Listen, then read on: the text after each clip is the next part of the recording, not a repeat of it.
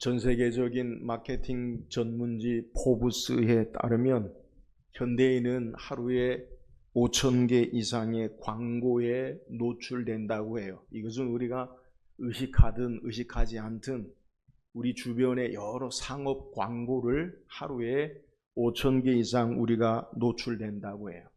이 광고들은 단순히 제품을 안내하고 소개하는 것이 아니라 당신이 이것을 사야 행복해진다. 텔레비전이나 홈쇼핑 광고의 내용이 당신이 이것을 사야 행복해진다. 이것을 갖지 않으면 당신은 부족한 사람이다. 이것은 당신에게 꼭 필요로 한다. 이렇게 우리의 삶을 자극하고 구매하도록 우리를 충동질하는 것으로 우리의 광고가 우리의 보여지는 삶의 모습이라는 거예요. 특히 성적인 이미지나 매력적인 외적인 보여지는 외형을 활용한 광고는 무의식 가운데 우리의 욕망을 자극하여 지갑을 열게 만들도록 그렇게 한다는 거예요. 그래서 광고 기획자들의 모토, 슬로건이 있어요. 인간은 눈으로 보고 마음으로 탐하고 결국 손으로 취한다라는 것을 계산하고, 그래서 모든 광고 기획자들이 이러한 모습으로 구매 욕구를 자극하고 충동질하여서 그래서 사람들이 구매하도록 한다는 거예요. 실제로 미국의 한 소비 심리 연구에 따라서 보면은 광고에서 3초간 성적인 이미지가 삽입되었을 때 광고의 브랜드의 효과가 36% 높게 측정되었다라고 그렇게 해요. 이는 단지 제품을 홍보하는 것을 넘어서 인간의 감정과 욕망을 조작하는 시도임을 우리는 알아야 돼요. 우리는 이 시대를 보는 것으로 살아가는 세대라고 말할 수 있어요. 다시 보이는 것이 전부인 것처럼 살아가는 세대로 우리는 무의식 가운데 훈련받고 있다는 거예요. 하버드 비즈니스 리뷰에 따르면 우리의 뇌는 이미지를 텍스트보다, 그러니까 보이는 것을 문장보다 6만 배 빠르게 인식한다고 해요. 그러므로 광고 기획자들은 이 사실을 알고 우리의 눈을 자극함으로 우리의 마음을 사로잡게 한다는 거예요. 우리는 원하든 원하지 않든 보이는 것에 욕망의 유혹의 시대에 살고 있어요. 눈을 들어 어느 방향을 바라보든 우리는 보이는 것들로부터 수없이 많은 메시지와 자극과 요구를 받고 있어요. 그러니까 나는 가만히 있어도 보이는 것으로 우리에게 메시지를 전하고 무의식 가운데, 그리고 보이는 것에 우리에게 무엇을 요구하는 것으로 내가 부족한 것처럼 그렇게 자극하고 있다는 거예요. 이 시대는, 저와 여러분이 살고 있는 시대는 단순히 음란하거나 악한 것이 아니라 현혹된 가치를 정당화하려는 유혹의 세대에 살고 있어요. 그러니까 우리는 보여지는 많은 것들로 말미암아 이것이 악하다, 이것이 잘못됐다라는 것보다 우리를 미혹해 하는 가치로 우리의 삶을 살게 한다는 거예요. 그러나 성경은 우리에게 분명히 말합니다. 보이는 것만이 전부가 아님을 우리에게 소개해요. 히브리서 11장 3절에 보면 믿음으로 모든 세계가 하나님의 말씀으로 지어진 줄을 우리가 아나니 보이는 것은 나타난 것으로 말미암아 된 것이 아니니라. 보이는 것이 전부가 아니라는 거죠. 여러분, 우리가 실제 삶의 모습 가운데 눈으로 보이는 것보다 보이지 않지만 우리의 인간관계 삶을 작동하는 원리가 훨씬 많아요. 우리의 마음이라는 것 보입니까? 보이지 않지요. 그러니까 눈으로 보이는 것으로 말미암아 우리의 삶이 되어지지 않다는 거예요. 이렇게 유혹의 시대에 보여지는 것으로 말미암아 미혹의 시대에서 우리가 어떻게 참된 신앙인으로 살아갈 수 있을까 하는 것은 우리에게, 신앙인에게 매우 중요한 질문이 돼요. 오늘 우리가 함께 살펴볼 창세기 39장의 요셉을 통해서 이런 질문에 대한 바른 대답을 우리에게 제시해요.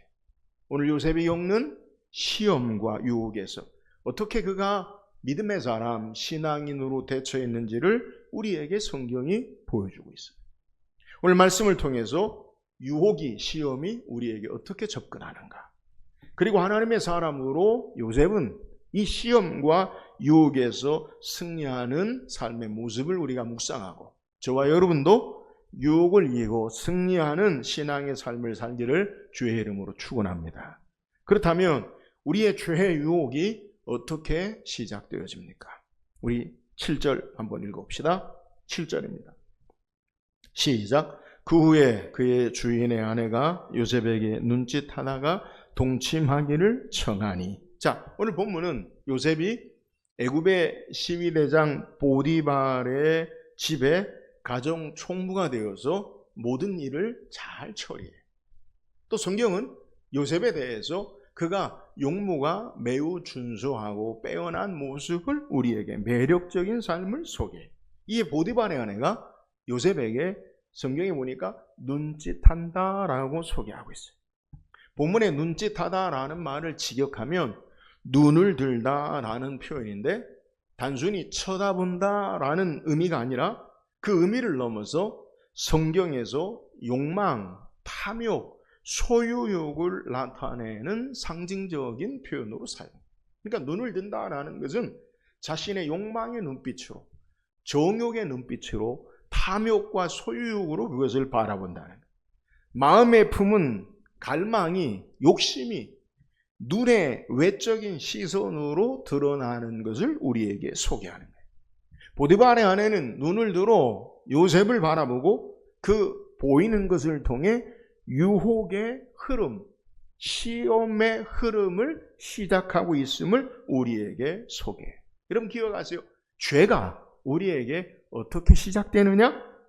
보는 것에서 시작되어 마음으로 스며들고 결국 행동을 요구하는 흐름으로 나가는 것을 성경은 우리에게 소개해요.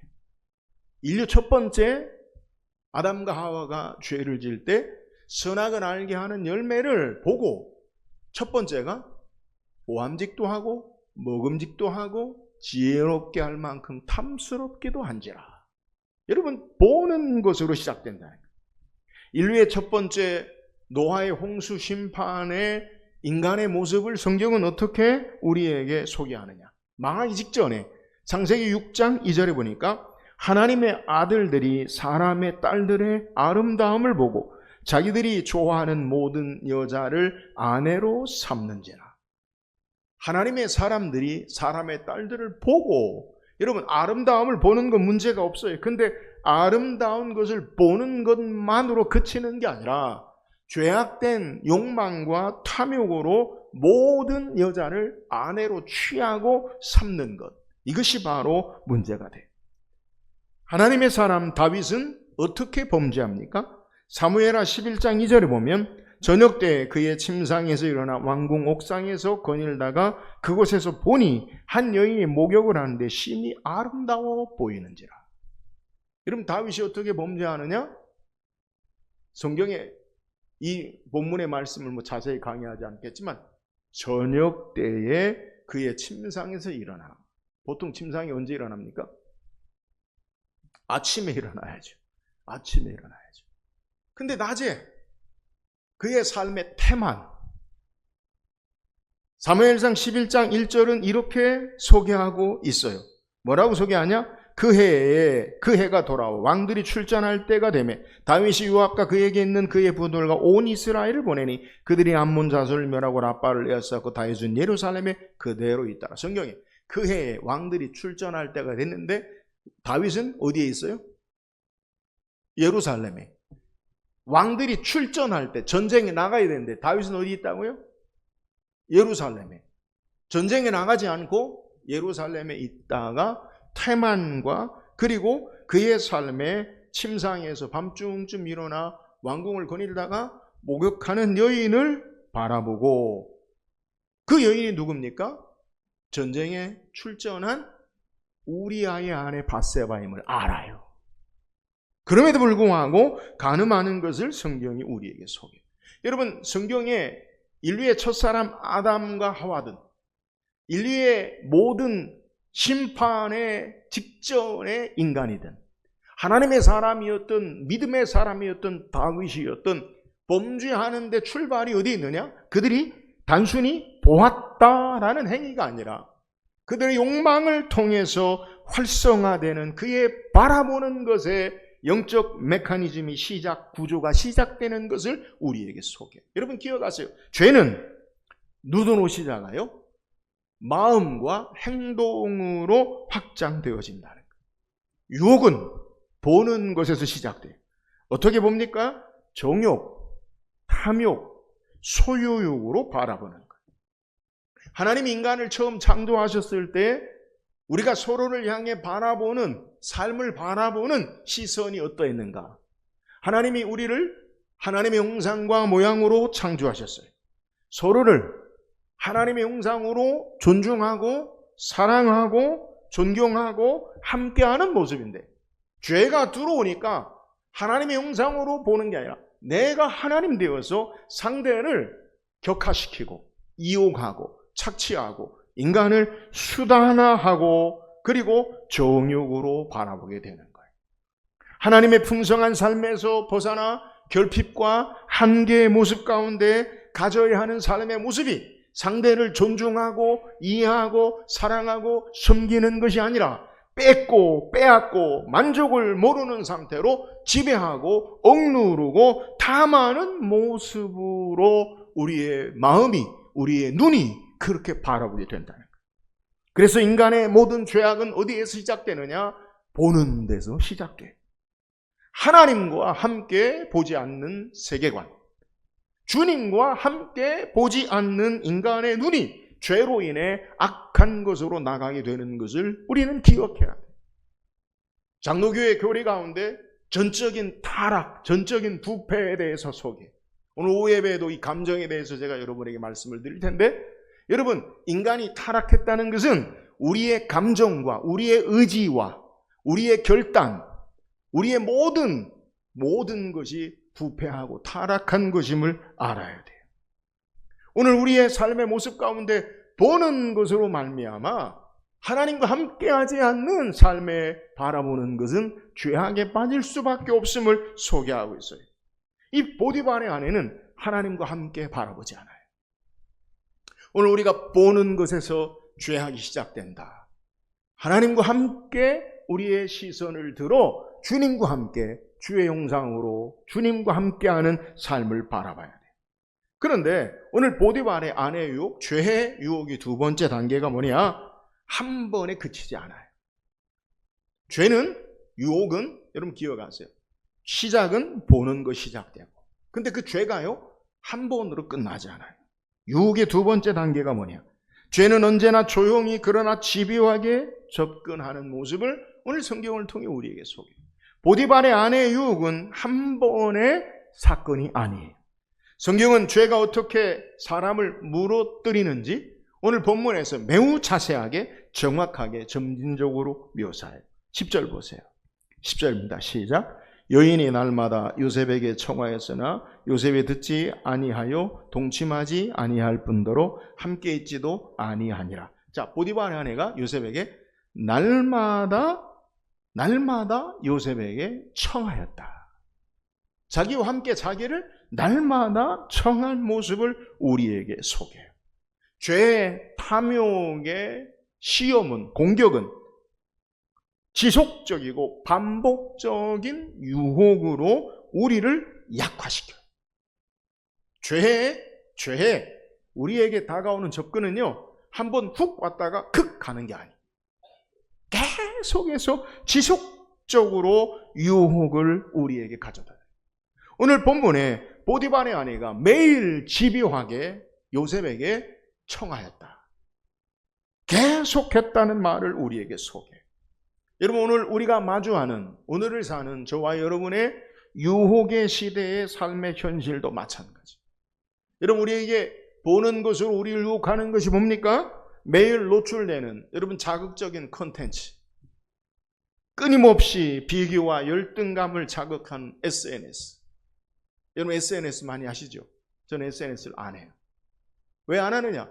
그게 다 가공되고 포장된 거 아니에요? 하시는 분들에게 죄송한데 냉정하게 생각해 보자. 올리는 것들을 보세요. 사진들을. 가장 예쁘고 가장 행복하고 가장 좋은 것, 그런 거 올리잖아요. 삶이 진실의 모든 것을 보여주지 않아요.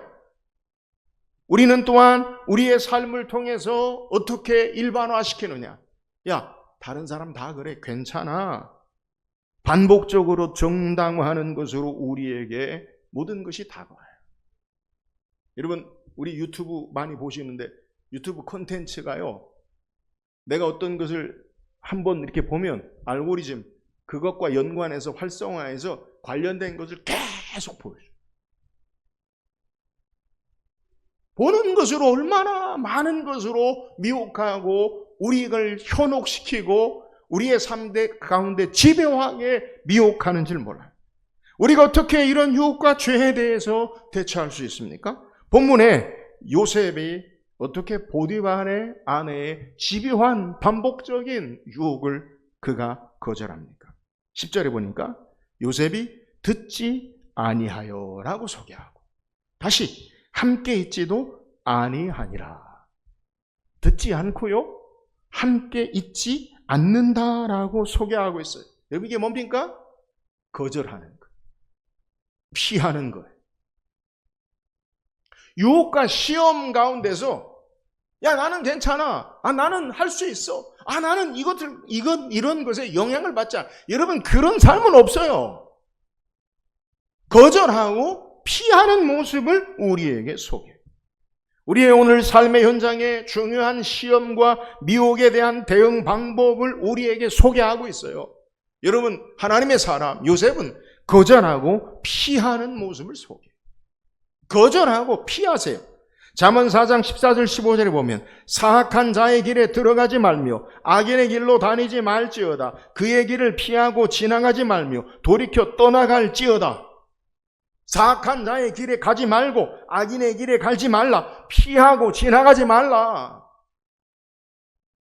우리의 삶에 그릇되고 잘못된 것에 있어서 여러분, 가만히 침묵하는 것도요, 동조하는 거예요. 그잖아요.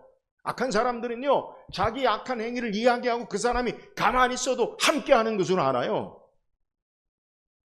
그잖아요. 삶에 오해가 많아요. 나는 그 사람의 의견에 동조하지 않고 가만히 있어도 그 사람은 나에게 다른 데 가서 뭐라고 이야기하냐? 악한 거죠. 그 사람 나와 함께한다. 여러분, 이렇게 이야기하는 거예요. 디모데전서 2장 22절에 또한 너는 청년의 정욕을 피하고 주를 깨끗한 마음으로 부른 자들과 함께 의와 믿음과 사랑과 화평을 따르라. 자, 청년의 정욕을 어떻게 하라고요? 피하라. 여러분, 정욕에 관한, 유혹과 시험에 관한 장사가 없어요. 피하세요. 피하는 것으로 끝나는 게 아니라 주를 깨끗한 마음으로 부는 자들과 함께 의와 믿음과 사랑과 화평을 따르라. 주를 깨끗한 마음으로.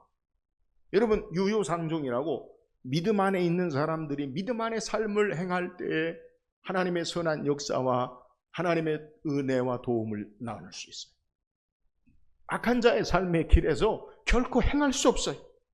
여러분, 소극적인 것 같지만 정욕과 우리의 탐욕의 죄에 대해서는 피하는 것이 바른 신앙의 모습이에요. 누구라도 자신하거나 장담할 수 있는 인생은 없어요. 여러분 자신을 너무 죄송해요. 믿지 마세요. 여러분 자신을 신뢰하지 마세요. 우리의 신뢰의 대상은 여호와 하나님, 예수 그리스도밖에 없어요. 나를 믿는 자는 넘어져요. 하나님 의지하는 자가 돼야 돼요. 또한 우리가 어떻게 시험에서, 우리의 미혹에서 대처해야 합니까? 성경은, 예수님은 우리에게 말씀하세요. 마태복음 26장 41절에 시험에 들지 않게 깨어있어 기도하라. 마음에는 원이로되 육신이 약하도다 하시고. 예수님 뭐라 말씀하는 이 본문의 의미가 뭐예요? 베드로에게 말씀하죠. 내가 오늘 밤 다 굴기 전에 너가 나를 3번 부인하리라. 베드로가 뭐라고 이해합니까? 주와 함께 죽을지언정 나는 주님을 부인하지 않고 주님을 따르겠나이다. 예수님께서 베드로와 야고보와 요한을 데리고 겟세마네 동산에서 기도하시죠. 내 마음이 심히 고민하여 죽게 되었다. 나와 함께 기도하자. 베드로 어찌합니까? 자지요. 그런 베드로를 향해, 다른 제자가 아니에요, 베드로를 향해 예수님께서 마태복음 26장 41절에 시험에 들지 않게 깨어있어 기도하라. 여러분, 기도하지 않으면 우리는 시험에서 승리할 수 없음을 우리에게 소개해요. 아무도 우리 자신을 신뢰하고 내 의지와 결단을 장담할 수 없어요. 기도하라는 것, 시험에 들지 않게 깨어있어 기도하라는 것은 하나님의 은혜와 도움으로 말미암아 살라는 거예요. 여러분, 오늘 죄에 대해서 우리는 바르게 알아야 돼요. 죄는 우리의 보이는 것으로 우리를 자극하는데, 하나님과 함께하지 않는 삶의 세계관은 죄로 말미암는 것으로 오염될 수밖에 없어요. 죄는 반복적으로 지속적으로 집요하게 우리를 계속해서 미혹해요. 하나님 나라 갈 때까지. 기억하세요. 우리 어찌해야 합니까? 인간의 죄의 욕망과 탐욕의 악한 자리는 피하세요. 거절하세요. 우리가 어떻게 해야 합니까? 우리의 삶에 나를 신뢰하고 의지하지 말고 하나님의 은혜와 도움으로 깨어서 기도할 때 우리의 욕망과 시험과 죄 가운데 나갈 수 있음을 소개하는 거예요. 사랑하는 여러분, 여러분 자신을 신뢰하지 마세요. 여러분이 아무리 의지가 곧고 경건하고 거룩하다 할지라도 나를 신뢰하는 자, 자기를 신뢰하는 자 넘어져요. 아브라함도 실패하고요, 다윗도 실패하고요. 성경 인물 가운데 예수 그리스도 하나님 외에 온전하게 삶을 온전하게 신앙한 사람은 한 사람도 없어요. 오직 주의 은혜만이 우리를 세우고 시험 가운데 승리할 수 있어요. 오늘 우리의 삶에 악한 것은, 죄악된 것은 거절하고 피하고 깨어서 기도하고 주의 은혜로 승리하는 삶을 사는 저와 여러분 되기를 주의 이름으로 축원합니다. 또한 죄에 대한 바른 이해가 있어야 돼. 우리 9절 말씀 다시 읽어봅시다. 9절입니다. 시작. 주인이 아무것도 내게 금하지 아니하였어도 금한 것은 당신뿐이오니 당신은 그의 아내임이라. 그런즉 내가 어찌 큰 악을 행하여 하나님께 죄를 지으리이까. 요셉은 단순히 유혹을 피하는 것만으로 끝난 것이 아니에요. 그는 죄가 무엇인지를 정확히 알고 있었고 자신이 누구인지를 분명하게 인식하고 있는 고백을 우리에게 소개해요. 요셉이 뭐라 이야기합니까? 요셉의 아내, 보디발의 아내가 날마다 눈짓하고 그를 함께 성욕의 성적인 모습으로 그를 날마다 청할 때 이 요셉이 뭐로 이야기하면 내가 어찌 큰 악을 행하여 하나님께 죄를 지으리까. 여러분, 이 문장 안에 성도의 윤리, 죄의 정의, 하나님 앞에서의 삶을요 함축적으로 우리에게 보여줘요. 요셉의 고백을 통해 먼저 우리는 죄가 무엇인지를 우리에게 분명하게 소개하고 있어요. 요셉은 죄에 대해서 어떻게 인식하고 있느냐? 내가 어찌 큰 악을 행하여 하나님께 범죄하리이까. 죄는 하나님께 대한 반역, 하나님께 대한 악한 것임을 우리에게 소개해요. 그러니까 우리는 일반적으로 죄를 사회적인, 윤리적인 문제로 여겨요. 그게 죄잖아요. 요셉은 죄를 사회적인, 윤리적인 문제로만 보지 않아요. 그는 이렇게 말하지 않아요. 주인이 나를 믿었는데 어떻게 내가 이런 짓을 할 수 있습니까? 이건 옳지 않은 일이야. 이것을 끝나지 않는다. 여러분, 이건 일반적이잖아요. 윤리적인 측면에 일반적인 사회적인 양심이 바른 사람들이 그렇게 고백할 수 있잖아요. 아, 내가 이거는 옳지 않아요. 내가 주인이 나를 총무로 삼았는데 당신과 함께하는 것은 내가 이것은 바른 일이 아니에요. 여러분 이렇게 끝나도 훌륭해요. 그런데 요셉은 한 단계 더 나아가 그 삶의 행위와 문제를 어떻게 우리에게 이해하고 설명하느냐? 하나님께 죄를 짓는 것이다 라고 한 단계 더 나아가고 있다는 거예요. 여러분, 죄에 대한 인식이 윤리적인 선에서 끝나는 게 아니라 하나님 앞에 가지고 나아가는, 하나님께로 한 단계 더 나아가는 모습을 우리에게 소개해요. 죄에 대한 성경신학적인 분명한 정의를 보여줘요. 여러분은 죄가 무엇이라고 생각합니까? 일반적인 정의는 윤리나 규범이나 법에 반하거나 잘못된 행위를 죄라고 해요. 일반적인 죄가 그런 거예요. 인간의 기본 윤리, 양심이나 사회 규범이나 아니면 법에 그릇 행하고 잘못 행하고 반하는 것, 이게 죄라는 거예요. 그러나 요셉은 단순히 일반적인 윤리나 규범이나 법에 반하는 것으로 끝나는 것이 아니라는 거예요. 죄는 근본적으로 하나님에 관한 반역이요, 하나님께 관한 신실하지 못한 모습이다라는 사실을 우리에게 소개하는 거예요. 그래서 성경은 죄에 대해서 우리에게 이렇게 이야기합니다.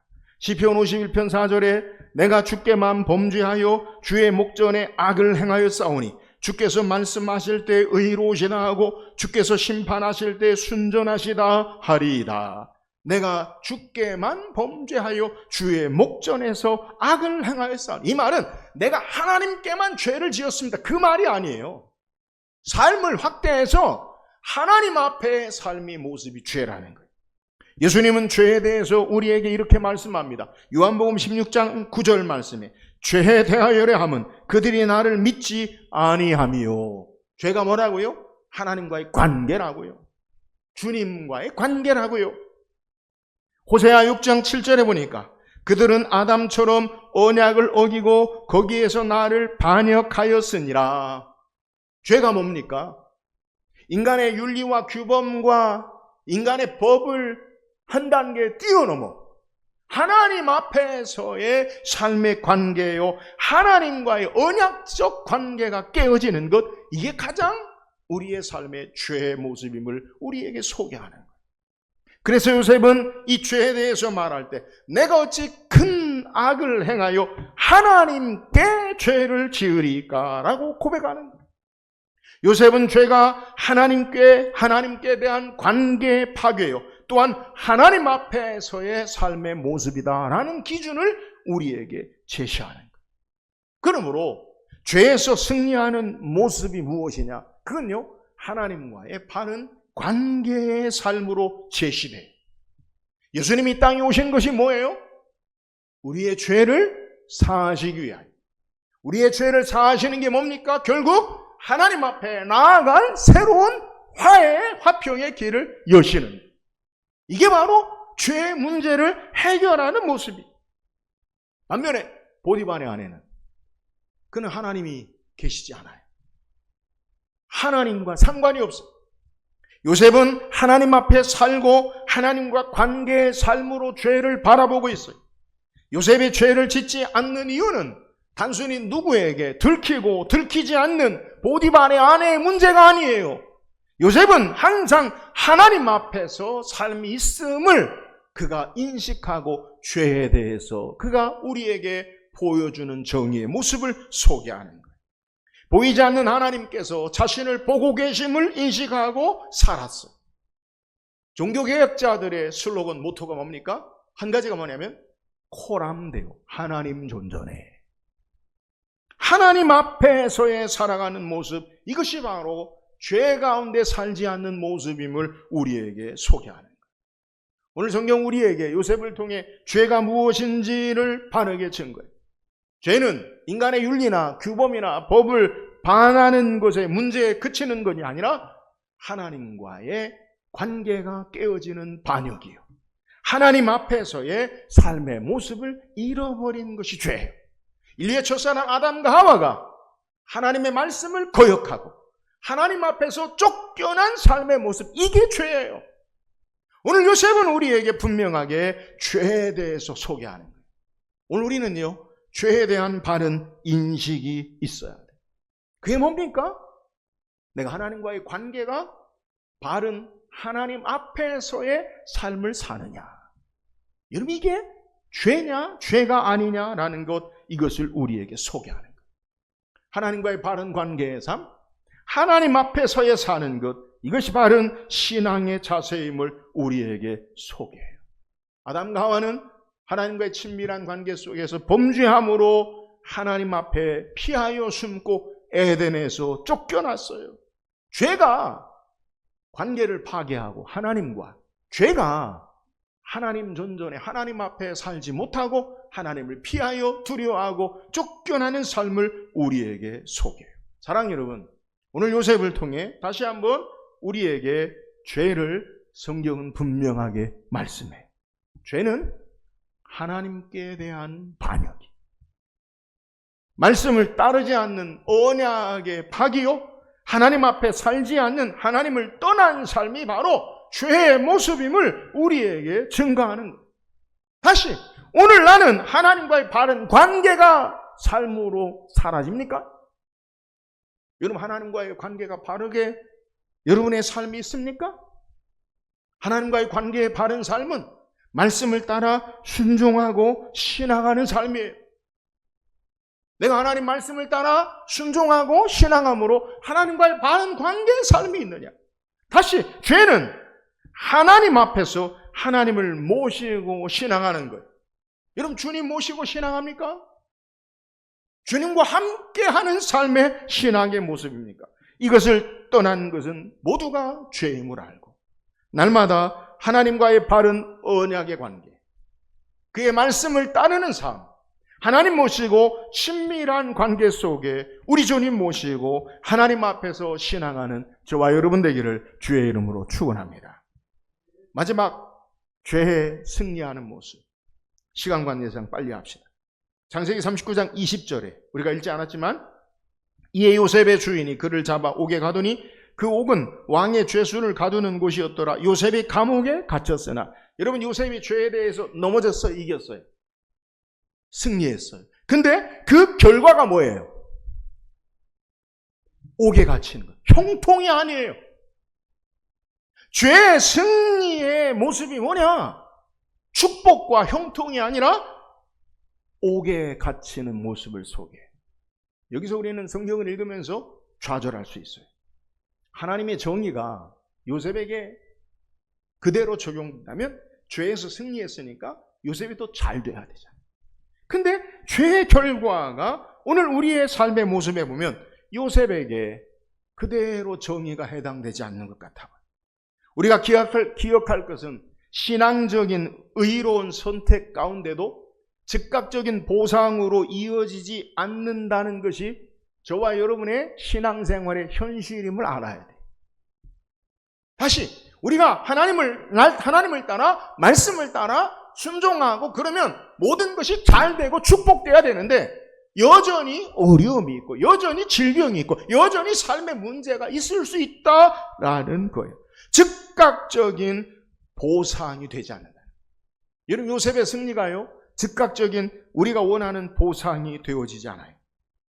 삶에 즉각적으로 우리가 말씀을 따라 순종하면 하나님의 역사의 보상이, 보응이 우리에게 금방 있다면 얼마나 좋겠어요. 그러지 않아요? 기도할 때마다 하나님이 우리의 기도를 들으시고 삶의 문제를 해결하시고 그러면 얼마나 감사하겠어요.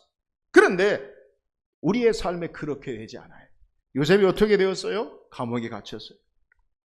우리는 말씀을 통해, 본문을 통해 교훈받아야 할 귀한 진리가 뭐냐? 하나님의 자녀의 순종이 때로는 고난으로 이어지기도 함을 알아야 돼. 물론 순종이 고난을 받는다라는 등식은 아니에요.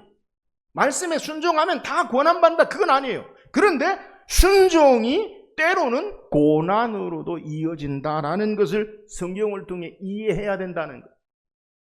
성경의 인물들을 보면 하나님 말씀에 순종함으로 축복을 받은 경우도 많아요. 그러나 순종함으로 다 축복받는다라고는 말할 수 없어요. 순종함에도 불구하고 고난도 받을 수 있음을 우리는 성경을 통해 이해해야 돼요. 한편으로만 말하면 잘못된 거예요. 여러분 순종하십시오. 그러면 복이 있습니다. 그것만 말하면 되지 않는다고요. 순종해도 고난의 삶이 있다고요. 이게 성경이 우리에게 균형을 이루고 우리의 믿음의 신앙의 삶을 바르게 보게 하는. 바울은 복음 전하다가 옥에 갇히고 매를 맞았어요. 복음 전하면 왜 옥에 갇히고 매를 맞습니까? 잘 돼야 되지 않아요? 예레미야는 하나님 말씀을 전하다가 뺨을 맞고 반역자로 옥에 갇히고 물 없는 구덩이 웅덩이에 빠지기도 했어요. 예수님은 죄 없으신 분이지만 십자가에 못 박혀 죽으시고 부활하셨어요. 성경은 분명히 우리에게 제시합니다. 마태복음 5장 10절 12절에 의를 위하여 박해를 받은 자는 복이 있나니 천국이 그들의 것임이라. 나로 말미암아 너희를 욕하고 박해하고 거짓으로 너희를 거슬러 모든 악한 말을 할 때에는 너희에게 복이 있나니 기뻐하고 즐거워하라. 하늘에서 너희 상이 큼이라. 너희 전에 선지자들도 이같이 박해하였느니라. 그러므로 하나님의 백성으로 죄악을 따르지 않는 고난은 하나님의 자녀의 표시임을 우리가 알아야 돼. 우리의 문제는요, 너무 고난을 죄악시하는 거예요. 고난은 잘못된 거다. 고난은 죄악이다. 그러지 않아요. 신앙생활의 고난은요, 우리가 하나님의 자녀로 이 땅을 살아가는 가운데 고난이 선택이 아니라 필수임을 알아야 돼요.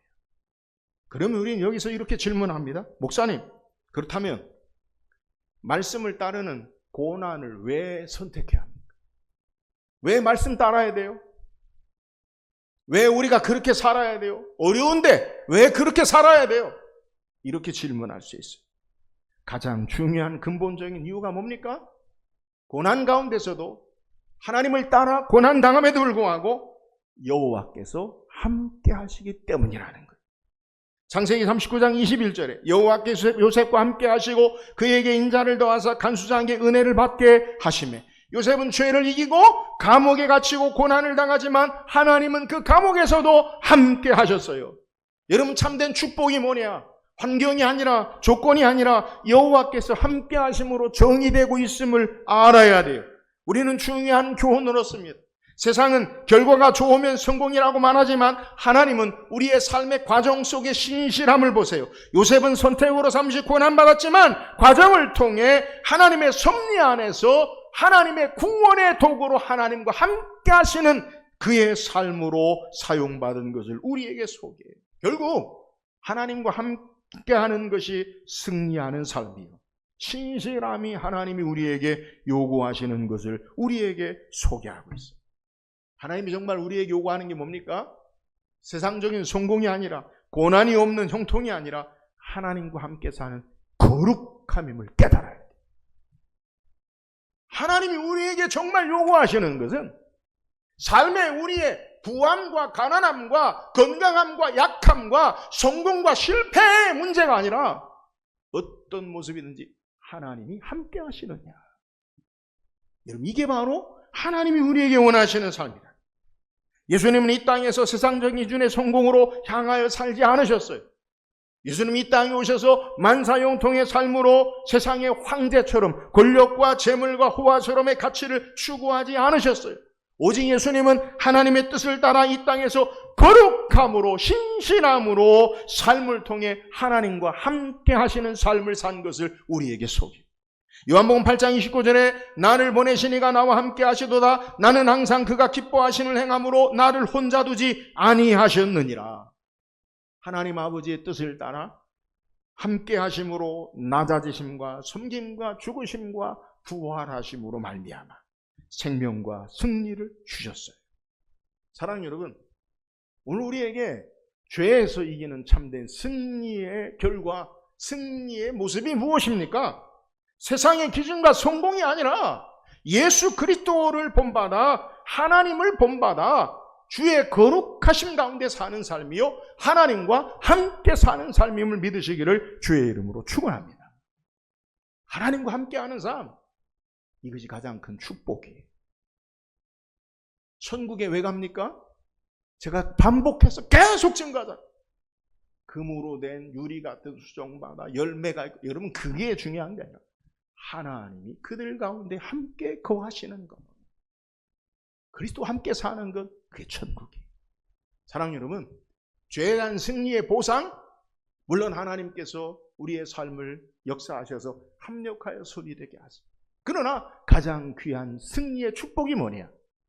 여호와께서 요셉과 함께 하시니라. 오늘 이 승리가 저와 여러분의 승리가 되기를 주의 이름으로 축원합니다. 오늘 성경 우리에게 유혹을, 죄를 이기는 신앙의 삶의 모습을 소개해요. 죄가 어떻게 시작됩니까? 보이는 것을, 탐욕과 정욕과 소유욕으로 우리의 보이는 것을 시작해요. 죄는 집요하고 점진적으로 반복적으로 우리에게 계속해서 다가와요. 우리가 어떻게 죄의 삶의 모습 가운데 삶을 승리할 수 있어요? 거절하세요. 피하세요. 나를 의지하고 신뢰하지 말고 하나님 의지하고 기도하는 삶으로 승리하는 삶이 되기를 주의 이름으로 축원합니다. 죄에 대한 바른 이해가 있어야 돼요.